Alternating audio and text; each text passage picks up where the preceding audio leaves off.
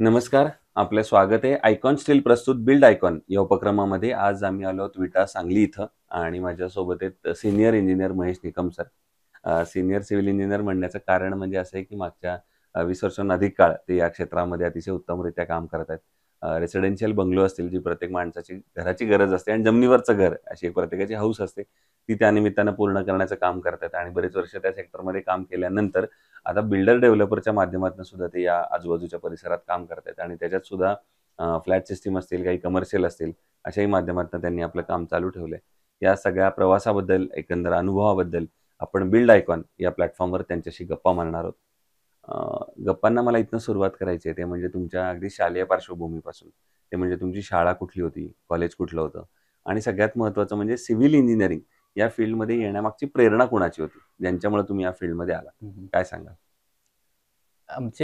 माझे पप्पा 90 पासून तिकडे मुंबईला होते हं. आणि ते स्वतः बिल्डर होते बरं. मुंबईला, ठाण्याला. हं. तर मी पण लहान असताना ठाण्यालाच होतो. मग त्यांच्यापासूनच मला प्रेरणा मिळाली, की बाबा मी सिव्हिलमध्येच काम करायचं. त्यासाठी मी पहिल्यापासून मला आवड झाली, त्यामुळे मी तिकडेच हे झालो. तुमचा कलच तिकडे होता हां, सिव्हिल तिकडेच इंजिनिअरिंगचा. बरोबर, बरोबर. तर पण मग या सिव्हिल इंजिनिअरच्या आयुष्यात पुढचा एक स्ट्रगल असतो. सगळ्यात मोठा तो म्हणजे इंजिनिअरिंग कंप्लीट झाल्यानंतर पहिली साईट मिळेपर्यंत. कारण बऱ्याचदा असं होतं, की विद्यार्थी असल्यामुळे आपल्याला कोणी साईट देत नाही त्या वयामध्ये. तर मग तुमचा अनुभव कसा होता? तुम्हाला पण स्ट्रगल करावा लागला का? वडिलांमुळे थोडी मदत झाली? कसा होता प्रवास तो पुढचा? वडिलांची ॲक्च्युअली वडील म्हणजे मुंबईला होते.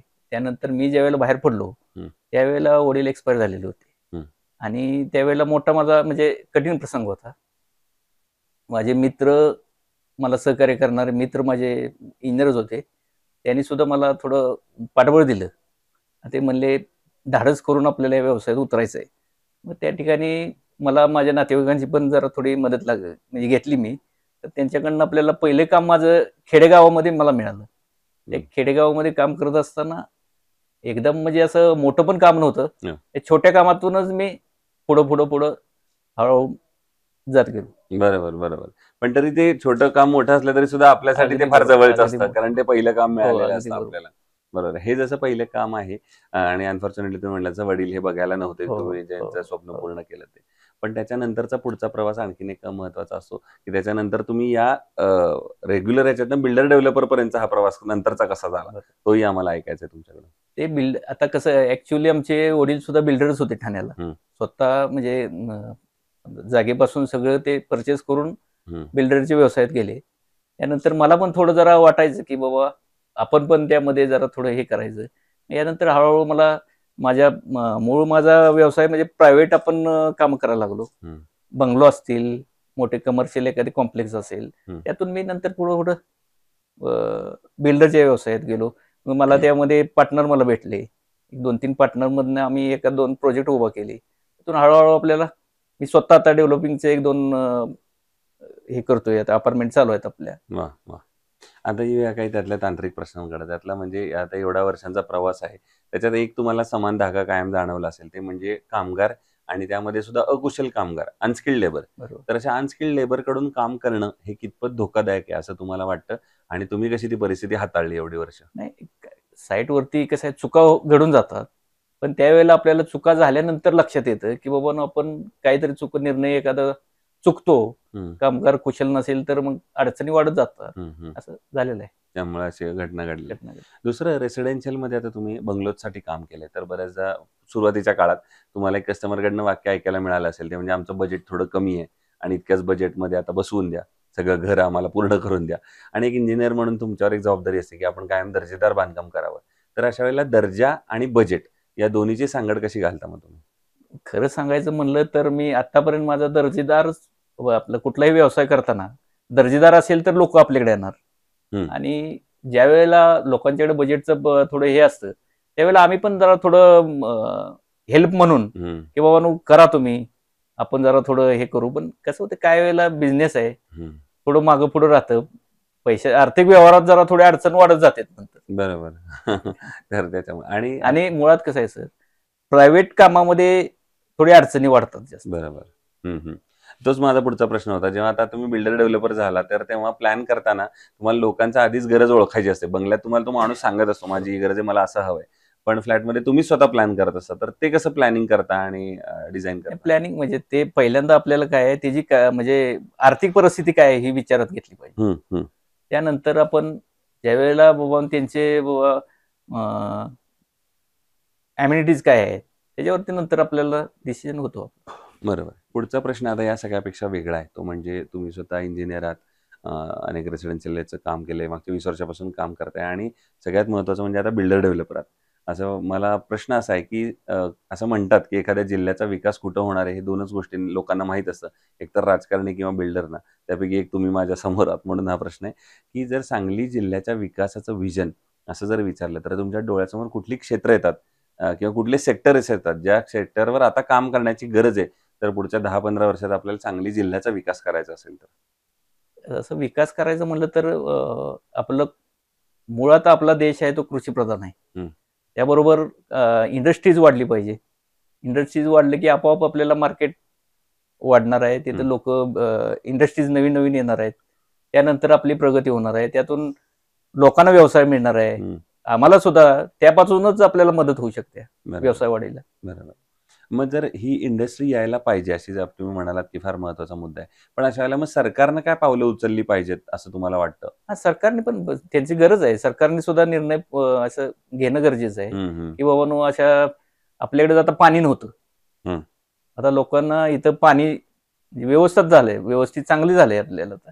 पाण्याची व्यवस्था झाली, लोकांचं शेतीकडे कल वाढला. हं, हं. त्यातून पैसा निर्माण झाला. गोरगरीब कुटुंबांना आपल्याला प्रत्येकाच्या घरी काही ना काहीतरी एखादी पैशाचं उत्पन्न चालू झालं. बरोबर. त्यामुळं म्हणजे सरकारने पण अजून त्यामध्ये काय प्रगती करता येईल तेवढं इंडस्ट्रीज वाढलं पाहिजे. हं, हं. एम-आय-डी-सीज नवीन-नवीन काय-काय प्रोजेक्ट आले पाहिजेत. बरोबर. आता आता पुढचा अवघड प्रश्न आहे. तो म्हणजे आजवर इतक्या साइट्स केल्यानंतर त्यातली एकच साइट निवडायची वेळ आली, की जी तुमची आयकॉनिक साइट असेल. तर अशी कुठली साइट असेल आणि त्या साइटबद्दल काय सांगाल? आता तशी साईट म्हणलं तर माझ्या आयुष्यातली सगळ्यात मोठी म्हणलं हं. तर हॉटेल इस्टिन म्हणून आपण विटामध्ये म्हणजे झाली कंप्लीट आपली. हां. त्यामध्ये एक 90,000 स्क्वेअर फूटचं काम आपण केलं. 1 एकरमध्ये प्रोजेक्ट होता तो. वाह! तो अगदी म्हणजे आपल्याला त्यातून भरपूर काय-काय शिकायला मिळालं. क्या बात है! भरपूर म्हणजे त्यामध्ये अनेक प्रकारचे तुम्ही म्हणला तसं काय म्हणतात त्याला आपल्याला काय लक्झरी सुविधा वगैरे अशा? सुविधा कशा असतात. हं, हं, हं. हॉटेल इंडस्ट्रीजमध्ये Lavish. काय-काय लागतं. हो, हो. त्यामधनं आपल्याला भरपूर काय-काय शिकायला बरोबर. भेटलं. अगदी अनेक एजन्सींच्या बरोबर काम करायला संधी मिळाली. संधी मिळाली. कारण मी असं सांगेन, की विटासारख्या ठिकाणी असं हॉटेल असणं, त्यासाठी तुमचा अभ्यास ह्याच्यातनं दिसून येतो. अगदी कारण जेव्हा अशा हॉटेलचे प्रोजेक्ट्स हो. आपण विट्यासारख्या ठिकाणी बघतो, तेव्हा तुम्ही आपलं तसं म्हणलं तर साहेब सांगली जिल्ह्यात आता असं त्या लेव्हलचं हॉटेल म्हणलं तर एक आपलं विट्यामध्ये नाव घेऊ शकतो आपण. इस्टिन. एवढं हॉटेल आहे. बरोबर आहे. आणि असा एखादा प्रोजेक्ट, की जो करताना काहीतरी अडचणी आल्या, संकट आली आणि त्या आव्हानावर तुम्ही कशी मात केलीत? असा एखादा प्रसंग आठवतोय? असा पण प्रसंग झाला साहेब. लॉकडाऊनमध्ये अनेक आपली कामं चालू होती. हं. त्यावेळेला एकदमच वर्कर लोकांचा प्रॉब्लेम झाला. हो. अशा कंडिशनमध्ये लोकांचं कामं थांबली. हं. कामं थांबल्यामुळं आपल्याला आपलं पुढचं हे जे होतं म्हणजे आर्थिक परिस्थिती थोडी जरा अडचणी वाढत गेल्या. त्यानंतर पण सरळ आपलं जरा होत चालू आहे आपलं व्यवस्थित. बरोबर. दुसरं कन्स्ट्रक्शनमध्ये जेव्हा स्टील निवडायची वेळ येते, तेव्हा तुम्ही स्टील काय पॅरामीटर्स बघता आणि ठरवता, की हे स्टील चांगलं आहे, हे आपण वापरलं पाहिजे?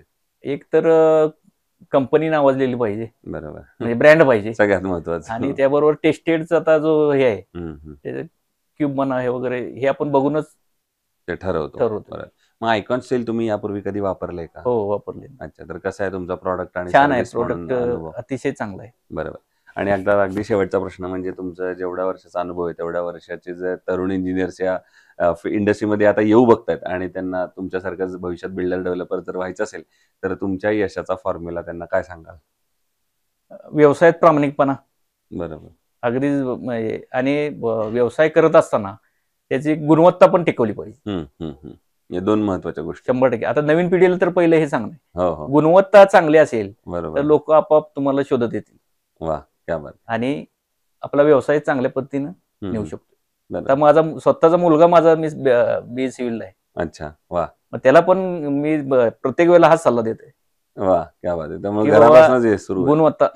कारण काय तुम्हाला बोललो तसं माझ्या वडिलांचा व्यवसाय तोच होता. हम्म. त्यानंतर मीच केला आणि माझ्यानंतर मुलग्याला पण आपण त्याचा सिव्हिलमध्ये टाकायचं होतं इन्व्हॉल्व त्यांना. केलेलं. क्या बात. सर ते इंजिनियर महेश निकम सर, आणि त्यांनी सांगितलं त्याप्रमाणे गुणवत्ता ही सगळ्यात महत्वाची असते. म्हणजे असं म्हणेन, त्यांनी म्हणल्याप्रमाणे गुणवत्ता हा एखाद्या वास्तूचा पाया आहे, आणि तो जर भक्कम असेल तर मग तुम्हाला त्याच्यानंतर यशाची इमारत बांधताच येते भविष्यात. पुन्हा एकदा आपले मनापासून आभार की नमस्कार. तुम्ही आज इथं आलात, आणि भविष्यात सुद्धा असेच आयकॉनिक प्रोजेक्टची निर्मिती तुमच्या हातून घडावी, याच आयकॉन स्टील तर्फे मनपूर्वक शुभेच्छा. थँक्यू.